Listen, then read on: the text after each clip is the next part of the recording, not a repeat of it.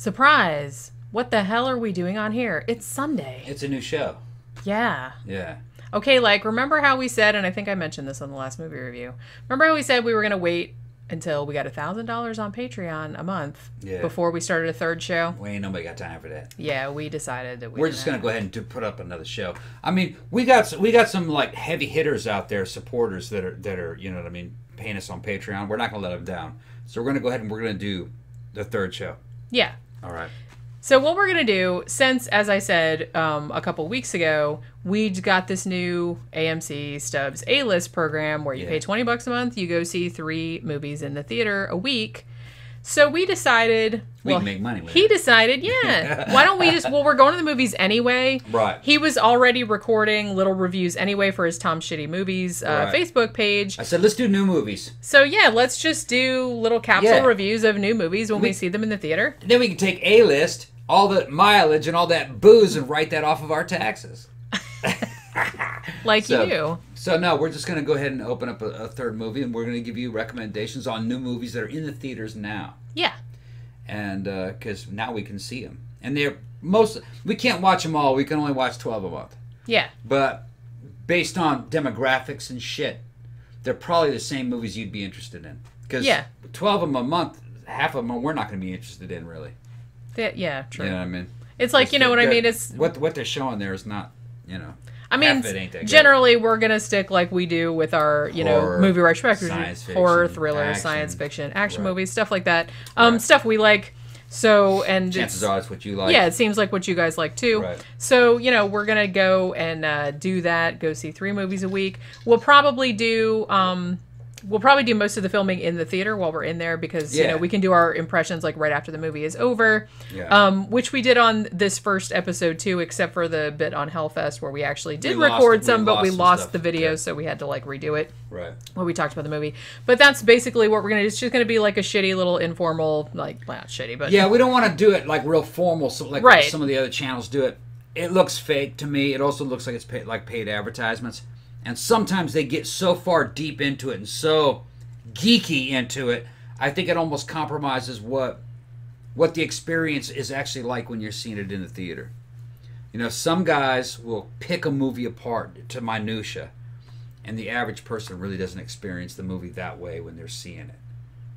Yeah, we kind of just wanted it to be like you guys were coming to the movie with us. Right. And then, like, after the movie was over, we were just, like, shooting the shit about the movie. Yeah, it's pretty good. This happened. Blah, like, blah, blah. What did you think about that? You know, did you like this? Did you like that? Just that kind of stuff. Will that movie make money? Right. So we just kind of wanted that sort of informal, like you were going to the movies with us type of feel. I can geek out on Star Wars and talk about Star Wars shit to the minutia, and it would bore the average person. There's other channels. Let other channels do that shit, okay? This channel, we're going to be kind of... Did we have a good time? Did the movie make sense? Were you able to follow it? Yeah. You know, what kind of experience was it? Would it have been worth ticket price? You know, that's what we're going to talk about. Because seriously, I'm a geek about a lot of things, and I get geeky about movies I like and things like that. But I'm not really I'm very willing to give movies the benefit of the doubt. I don't like to read about them beforehand. I like to just watch them and be like, okay, take me somewhere. And then either I enjoyed the journey or I did not. I'm not going to get all butthurt if I didn't like it. I'm not going to be like, oh, it raped my family or anything. You know what I mean? I'm not going to get like that. I'm only like that with some IPs. Yeah, it's like, but I just think it's a pointless exercise. It's like if I didn't like it, I'm like, man, you know, well, I just won't see any more by that director, or I just, you know, and I just get on with my life. I don't really care about. So we're just gonna try to give it advice that would help you as kind of like the average viewer. Yeah, and like I said, we're not gonna be able to see every single movie because we can only see 3 a week, which I mean that's kind of a lot. But generally, we're gonna stick with we'll generally try to see all the horror movies, all the action movies, all the sci-fi movies. You know, we'll try and thrillers because I like those. Maybe a few kids movies, because every now and then some of those kids movies look like a Grinch. I kind of want to see that Grinch movie. Looks like it might be good. I kind of want to see that for Christmas. I kind of want to see Smallfoot too. Get loaded and go watch the Grinch. That sounds like a fantastic time. We have to have some like themed Christmas cocktails though. We can have like bring a bunch of goths with us. Oh my god, that sounds amazing. Yeah. We need to do that. When the fuck does that movie start? End of November, I think. Okay.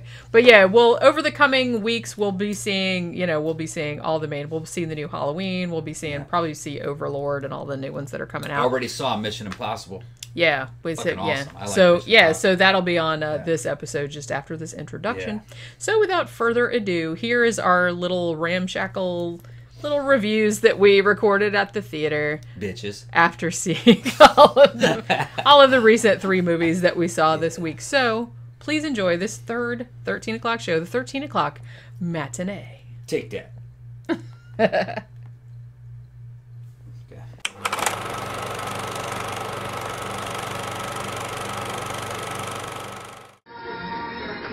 All right, Jenny and I are at AMC Theaters.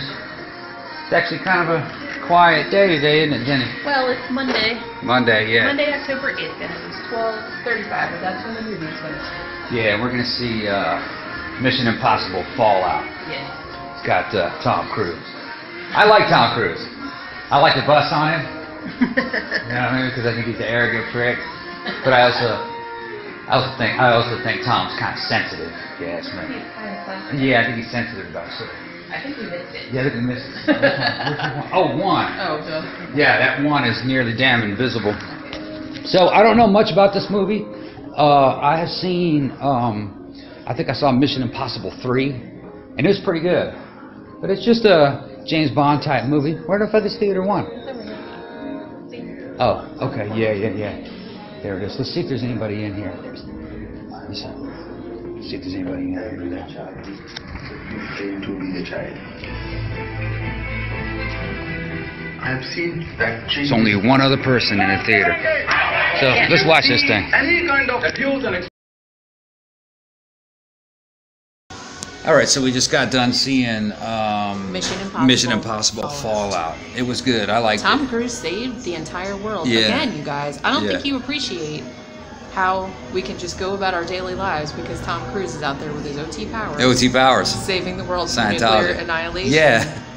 Thank you, Tom Cruise. I tease Tom Cruise. Doing in the name of the IMF, the International Monetary Fund? Is that what they're talking about? International Mission...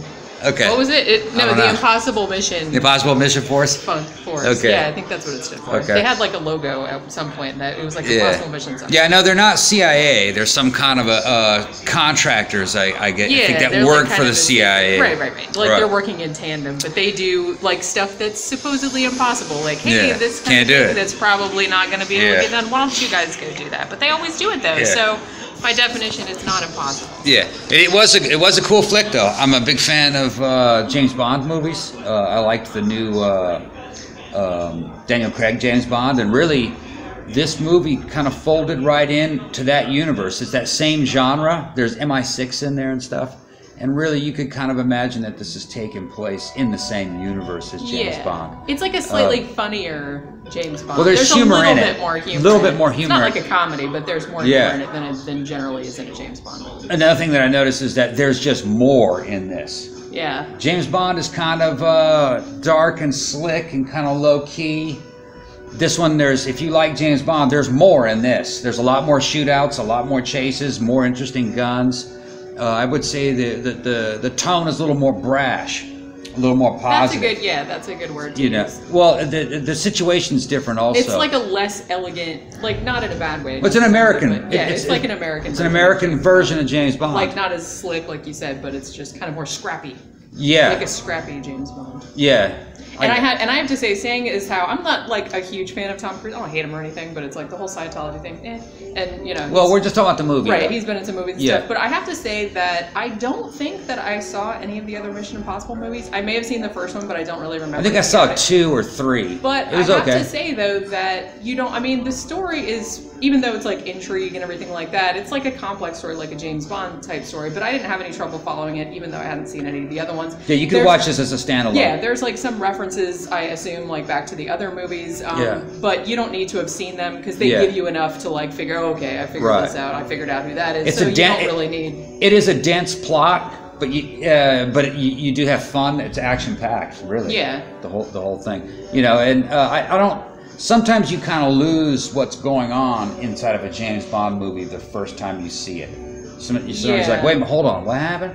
This one didn't really seem to do that. I don't ever remember getting lost. That's what I was going to say. Like, it seems like this one it's less intricately plotted, I think, than a James Bond movie. It's like it's a pretty straightforward story. There's just kind of like one mission. It goes off on tangents. There's double and triple and quadruple crosses. Yeah. This person's not who they're supposed to be and all this other stuff, like your standard spy movie stuff. But I found it very easy to follow, like I said, even though I don't think I've seen any of the other ones. Another thing I noticed is that, this is, if you like the new James Bond movies, you would like this one. And if you don't like the new James Bond movies, for some reasons, you probably would still like this. Because I've heard some people knock the new James Bond movies for not having enough gadgets, not having a lot of the stuff that happened in some of the older James Bond. Well, that is actually in these. Remember all the little gadgetry and stuff like that? Yeah, this is all like fun little gadgets. They had that. And fun little jokes. I mean, Simon Pegg is in it, and I love him, so he was really good at this. He's always very funny, very comic relief. So in a way, some of the stuff that is lacking in the new James Bond series actually is in this. So in certain ways, this kind of reminds me of some of the retro James Bond films. Yeah, it's more like the old ones. Almost kind of like an older James Bond film, but it's done in that new style like you would see in right there, and then like a Craig style movie. One thing I kind of like about this that I always find very funny, and maybe this is true of the other, I saw the TV series like back in the day. I've seen like I haven't seen it, but which was a little bit more comedic, I felt like. Yeah. But one of the funniest things to me in this is that that every possible thing that could go wrong is gonna go wrong, and you're just like, oh, here we go, and of course this horrible thing happened, and that horrible thing happened, and there something goes off a cliff, and we need that, and we just, you know what I mean? So it's always kind of, I find that very funny. So I thought that was a funny. Still, the movie worked. I didn't see it too much as being a funny movie. I guess she did, but I didn't. I saw it was pretty serious.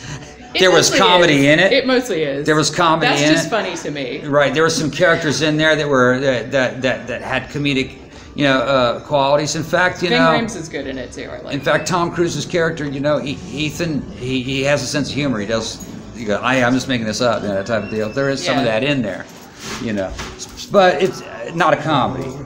Not a comedy in any way. I said it. Yeah, it's basically it's a James Bond style action flick, really. Yeah. I loved it. I thought it was really good too, and it's long, but it didn't seem like it was long. So it's like 2.5 hours, and it's like it didn't seem like it. It kind of flew by. I think I only really had one gripe about the movie. What was that? There wasn't a single gray hair in Tom Cruise's head. Let Tom Cruise be his age. Is a thing, I mean, he's got to be pushing 60. And I think he would actually look better if he had some gray in his hair. Give him some gravitas. Yeah, it's almost like sometimes you see him and he's not a young man, but it's almost kind of like they're trying to make him look a lot younger than he is. But they don't really have to because he's in good shape. That's what I mean. It's like they don't have, and they don't have to do that for guys. They don't have to do that for him. Guys can look rugged. It's okay. Yeah, I think if anything, only girls have to look young and pretty, not boys. I would think that character would look better with like silver hair. I think I kind of agree with you. Yeah, there. If he had silver or white hair, I think it would look. Because he doesn't look like an old man, but you can tell he's. But he's not a young guy. He's not young. And you can say, well, wait, dude, you don't have a single gray hair in your head. I know you're dyeing your hair. You're a secret agent. You dyeing your hair. Secret agent. God damn! Look at it's coming down, man. It is just coming down. Oh my God, that just started since we got out. We just sat down outside of the theater to record, and then I was like, oh, it's awfully cloudy, and then I just looked. I think we're running low. Okay. Okay, we gotta go. We're wrapping this up. Wrap it up. It was a good movie. Yeah, 2 thumbs up. Bye bye.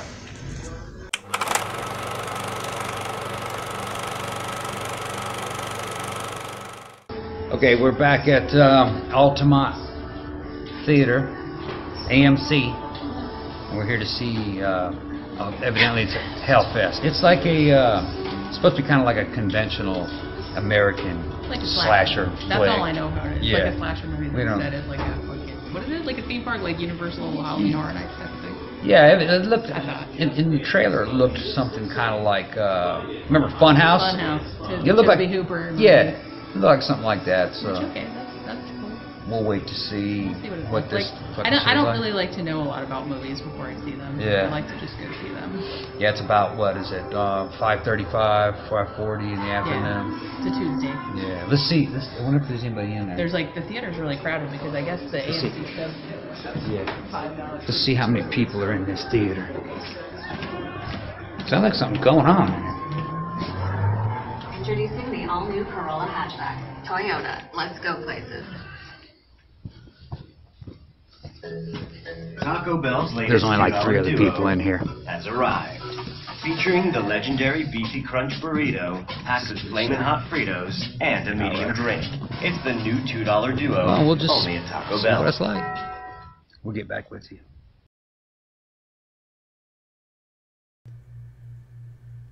Okay, we're going to give you a quick lowdown on Hellfest, a movie that Jenny and I saw at the theater a couple days back that we lost the video review to, so we have to redo it right here. Yeah. So we saw this thing. It's pretty good.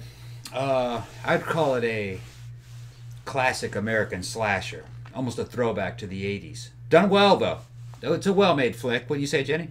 It is. It seems like it's kind of like, I guess the guy who directed it, I found out later, was he had never directed before, I don't think. He had been an editor. He was an editor on Get Out, which obviously was the big horror hit of last year, which I have not seen yet, so I'll get around to it. Yeah. But this was kind of like, you could tell that he wanted to do an homage to all the greats. 80s slasher movies, and also kind of early 90s little bit slasher movies. Like, it gave me Scream. Screamer, I Know What You Did Last Summer type of vibe. It kind of gave me a little bit of that as well.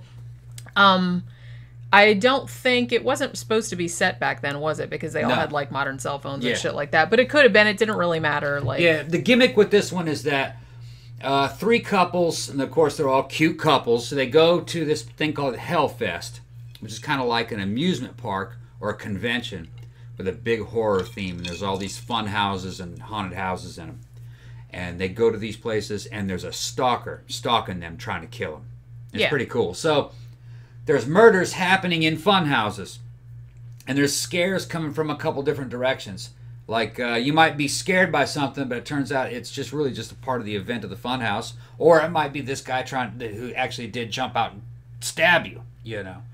And security find out about it, but they don't believe it because they think it's just part of the show. It's pretty cool. It's pretty cool. It's actually a pretty good idea for a slasher, because you could have a slasher run around. Because essentially what Hellfest is, it's like a traveling carnival, I guess. It's sort of it's like big. It looks like Disneyland. Yeah, it's sort of like Universal's Halloween Horror Nights, you know, except like a lower budget version of it.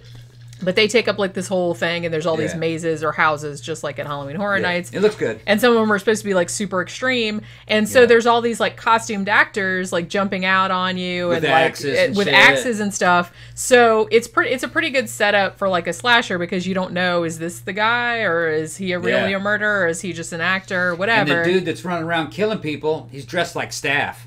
Yeah, he's dressed like. There's a lot of people that's dressed like him. Right. So it's like you never really know like who's the real killer and stuff like that. It's pretty straightforward. I was kind of, I don't know, like the whole time I watched it, I was almost expecting it to go like meta, you know what I mean? Like a 90s horror movie. It never really did. It was funny, like the characters were likable. They had like a lot of cute banter and stuff like that type of thing. Little punk rock girl.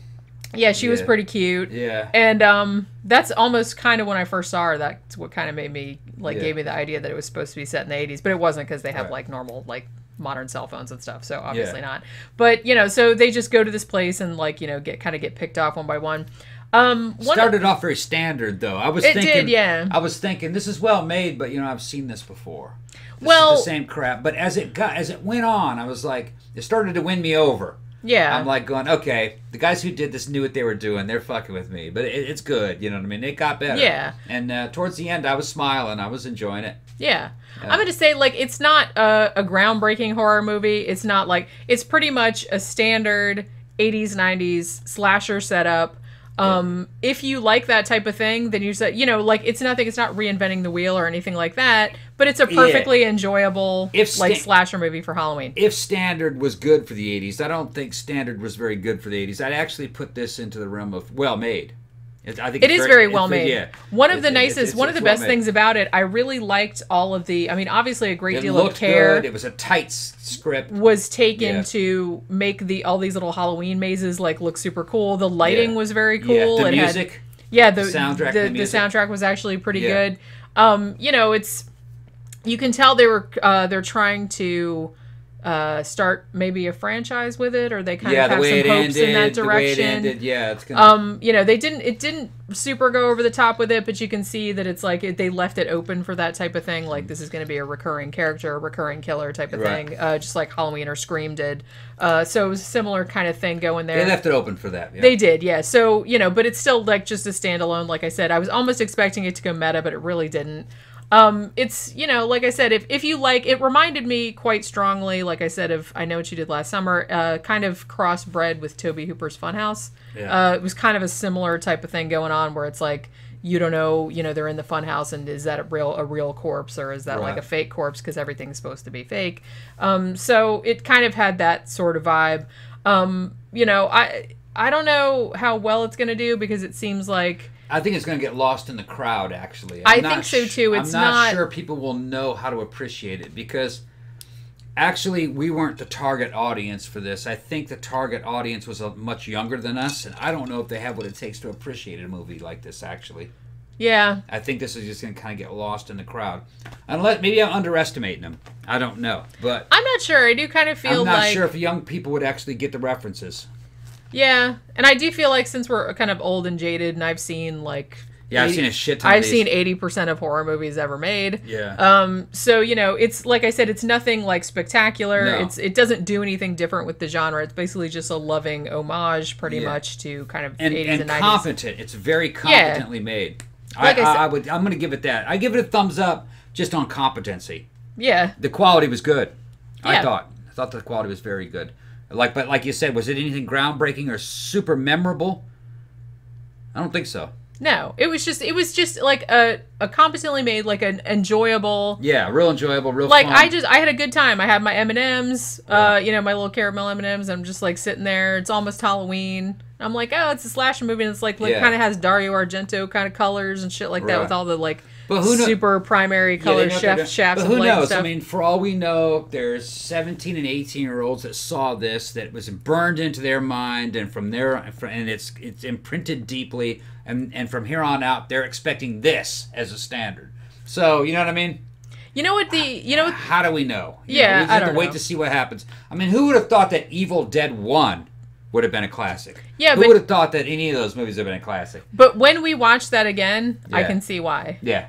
Well, in its time. It's inventive. It's fucking out of its mind. There was nothing like that at the time. It was the craziest movie ever. Hellfest. I give it a thumbs up. Yeah, go see it. It's actually pretty decent. If that's what you want to see, then it's going to deliver. The only thing that I wish is that it had been gorier. There were a couple scenes. There were a couple good scenes of gore, but they were very quick. And I'm not saying I'm not super. I like gory movies too. I think it was a strategic decision that they might have been to get a wider audience. If they made it too torture porny, maybe they felt like it would be too off-putting. Maybe for all I know, gore doesn't really bother me. Maybe they made the correct decision. Maybe it all depends on what that. Box I would have liked it to be a little bit more. I would have liked it a but little bit more. But that's just me. Yeah, because that's just a little more horrible actually. Yeah. Something that it didn't really make me feel uncomfortable. Yeah. You know what I mean? See, and that's what I like. I like movies that make me feel uncomfortable. I don't like that. Just like one I watched the other day that was on Shudder, you guys, and probably everybody that's a horror fan has already seen this by now. I just now got around to it because it came out in 2010. But it was I Saw the Devil, that Korean movie. Yeah. Fuck you guys. And it's I watched it by myself, in my office and stuff.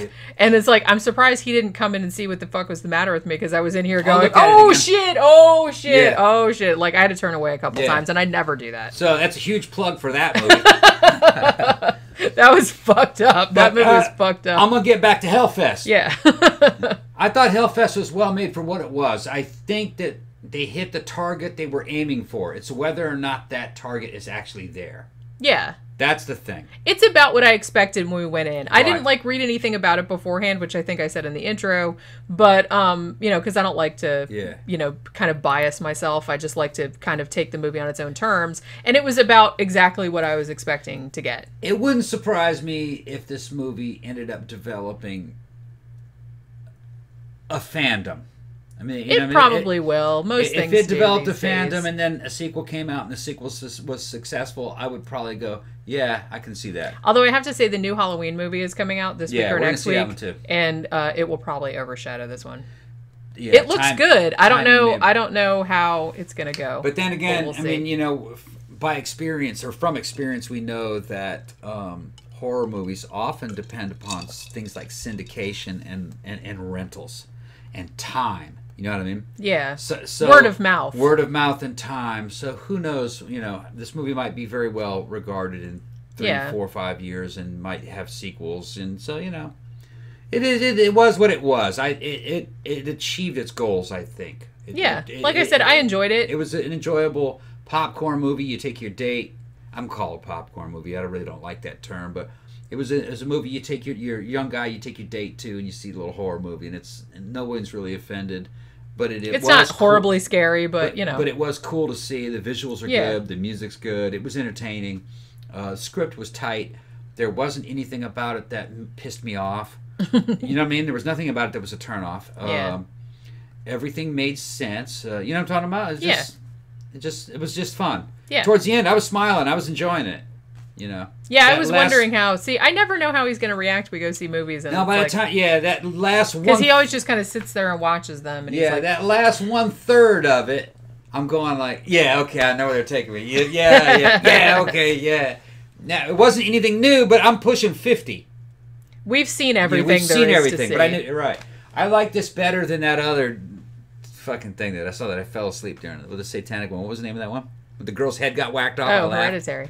Oh no! See, I loved that movie. Yeah, when that girl's head got whacked off, I just fucking laughed. I loved that shit. I was like, and people looked at me like, "You're an asshole," and I was like, "Yeah, you are." An asshole. Oh, I hated that girl. He knows. I hated that girl.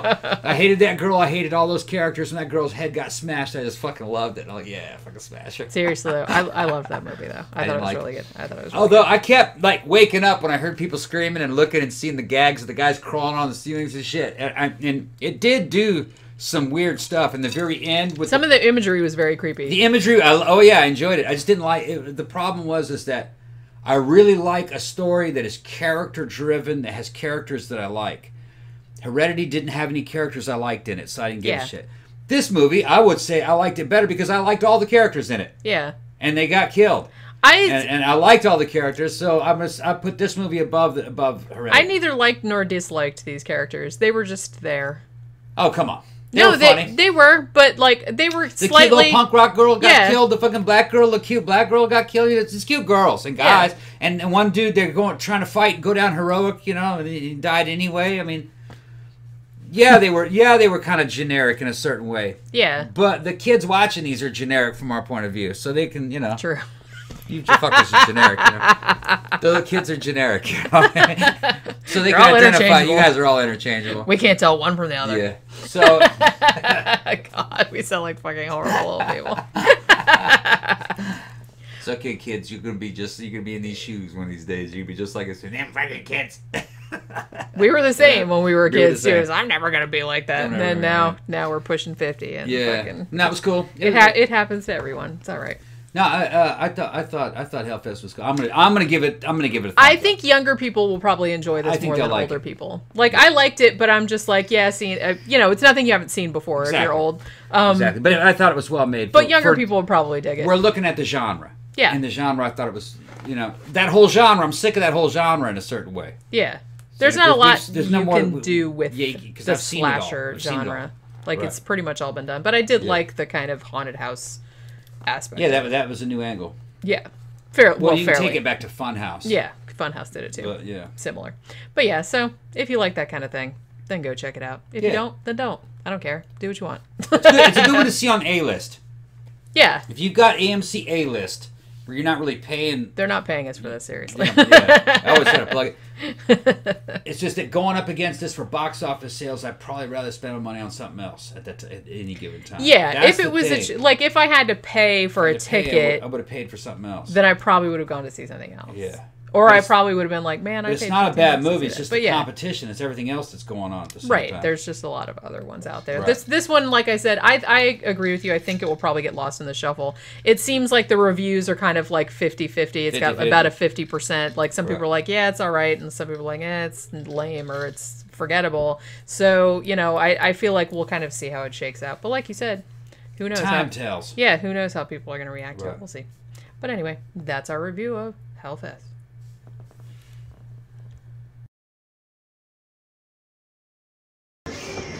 All right, so we just got done with seeing Hellfest. Yeah, I would have to say, I think it was a good movie. That wasn't bad, actually. Wasn't bad. It was about what I expected, I think. Yeah, it started off very kind of a conventional slasher feel to it. They established, 3 young couples. They're going to go to this, like an amusement park filled with a bunch of different fun houses. And while they're there, they start getting stalked by a guy who's trying to kill them off one by one for some reason or another. It's not really explained why. I think they might have just been picked at random. And because it's happening in this particular location, sometimes you're getting confused of whether or not something is an attraction in one of the fun houses or if it's really a threat. That's kind of the gimmick of this. To me, it felt like, I don't know who directed it. I don't know anything about this movie. To me, it kind of just felt like a middle-budget, well-directed, well-put-together indie film is what it felt like to me. I would say it kind of felt like it was punching above its weight in that way. The acting was good. Characters were pretty good. They were all likable. There wasn't anything that, I could say bad about the characters. Conventional, about like your kind of average slasher. Not actually, kind of like your average good slasher. Yeah, I would say that. It actually kind of reminded me of some of the, kind of an 80s slasher formula, but it also had like some of that 90s slasher, kind of like I Know What You Did Last Summer, and that type of feel to it. I kind of, or a little bit Scream, but not as ironic or over the top funny. It was pretty much a formulaic. It's like, here's some college age kids, they're all gonna go. It was essentially like a cheap jack version of Universal's Halloween Horror Nights, where they just have like all these different mazes and they all have different themes and stuff. And so like I liked that because I don't remember, other than like we said, Tobe Hooper's Funhouse that had a similar kind of premise where it was like a fair. And so, but it was the same kind of thing. So you're running around this park and it's like all these people are jumping on you and all this other kind of stuff, and you don't know like if it's a real killer or not. And also I liked the aspect of, since you signed a waiver to do this stuff, then this people guy's like you. really stalking you, and like none of the security guards believed you because they're just like, oh well, it's just that's their job, that's what they're supposed to do. And like it was kind of like you said, the characters were kind of likable. I liked a lot of the cinematography. It was kind of like I liked all the bright colors. These kind of like brightly colored lights, and they kind of had all the houses that they went through were like kind of cool, and it looked just like kind of like a community theater kind of it was haunted house type of thing. It was cool. It was well shot too, and the edit was tight. Script was good. I mean, wasn't really anything I could complain about this movie. It's not fantastic. Yeah. It's like a fun, like, it was little just Halloween trifle. Like a good thing to see for Halloween, just like a fun popcorn type movie. Yeah, and done correctly. I think it was made with love. You know what I mean? They knew what they were doing. They weren't just schlubbing through it. Yeah. And it wasn't like super gory, but it did have a couple like just decent, enough. Like a couple decent kind of gore scenes that looked like they were done. Yeah. It didn't look like CGI. And as it went, it got a little bit more suspenseful. More suspenseful, got better as it went. It had kind of but then it became kind of unpredictable, which I kind of liked that. It didn't follow all the tropes from slasher movies. And the ending was kind of a surprise ending to me. A little bit, yeah. Yeah, I definitely saying that there's an attempt to try to establish a series. here with this one, wouldn't you say? Yeah, I definitely did get that feeling. Right. Like, especially that one, the last bit where he just opens that cabinet and like, yeah, I just feel like, oh, well, that's going to be like a recurring. I think part of the problem was me and her.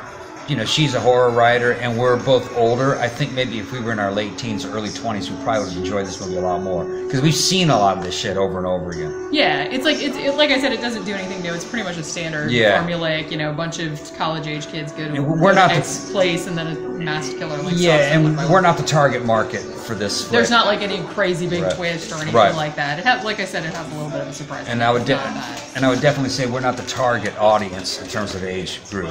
I think, you know, yeah, we're old. Yeah. But if I was fucking 17, 18, 19, I would have liked it. Yeah, I'd be into that. Yeah, like in my 20s. I think the best thing, I really, really liked them going through all the houses and seeing how all they were decorated, and I liked all the shafts of light.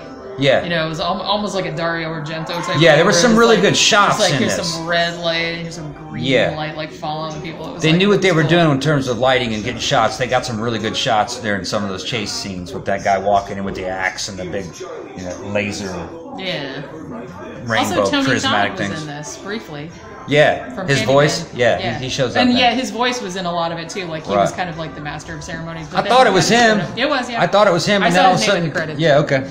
I'm pretty sure that like it looks like at the end of the movie there was like a little Georgia peach and it said something about the Georgia Film Association. And I'm also pretty sure that at the beginning, it might have been under the producer credit or something like that. I think I saw Gail Ann Hurd's name in there because she's one of the producers in The Walking Dead, I think, or she used to be. So I feel like maybe she had something to do with this, or maybe she got it made, or they made it in Georgia or something like that. But it's definitely like a really, like I said, it's just kind of like a fun little. If you liked like a lot of the '90s type move, like Scream type movie. Yeah. You know, it's kind of in that similar vein, but not as ironic. It's kind of, it's like a 90s it's a little more serious slasher, but with an 80s era slasher like seriousness. It's not like ironic or funny or anything really. I liked it. It got the job done.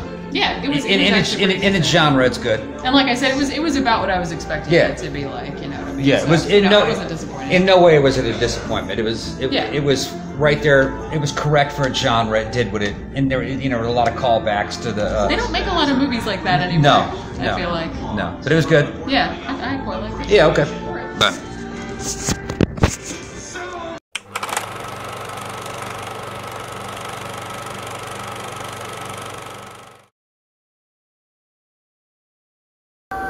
Okay, we just got done seeing Venom. I liked it. What did you think of it, Jenny? Yeah, I thought it was quite good, actually. Yeah, it wasn't bad.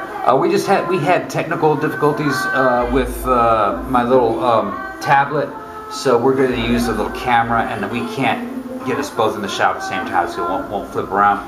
So I'll just kind of do my review, and then Jenny will hand over the camera to me for the time being. Anyway, yeah, I thought it was pretty good. I thought it was better than Predator. I thought the story was tight, the script was good, there wasn't anything in it that really annoyed me. I think the only thing that kind of disappointed me is that Venom, when he first showed up, you know, he made some threats about eating people's heads and killing people and stacking the heads up in the corners. I really wanted to see him to do that. He didn't do that. He did bite some people's heads off, but they didn't really show it too clearly. I understand it's Marvel, you know, but I think it would have been better had this been a stronger R rating and with some gore in it. I kind of would have liked to see Venom cut some people's heads off. What do you think, Jenny? Yeah, he did actually fuck up a lot of people. Yeah. Also, I like that there was a very prime example in this. I forgot to take my glasses What's that? Of a motherfucker hitting a motherfucker with another. There's lots of motherfuckers hitting other motherfuckers with other motherfuckers. I did like that part of it. I think the best thing about this, from my point of view, like the look of Venom was really cool and everything like that. I'm not super familiar with the comic book story, so you know.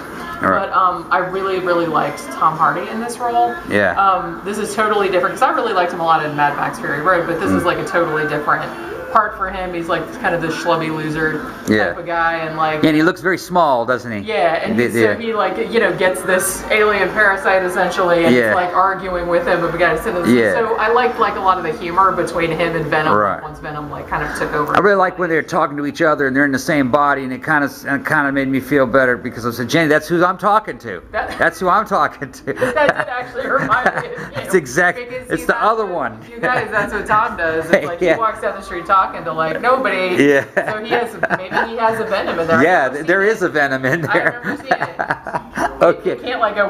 Yeah, it can't come out, but Not that I know of. No. He's keeping shit from me. No. Well, hey, you just might be able to do some poltergeist stuff. Yeah, true. Yeah. True. Which we've been having some weird shit lately with the TV turning on again. Maybe that's beside that happens to me. We're going to talk stuff that disappeared, but also that never reappeared. Yeah. We'll talk about that later, though. Maybe we'll talk about that on the regular show. But yeah, it was in general like I thought this was like a pretty good story. Like you said, there wasn't a lot of. It was fairly long. It's like 2.5 hours, but it doesn't seem like there's a lot of fat to it. It was pretty clean. A little establishing.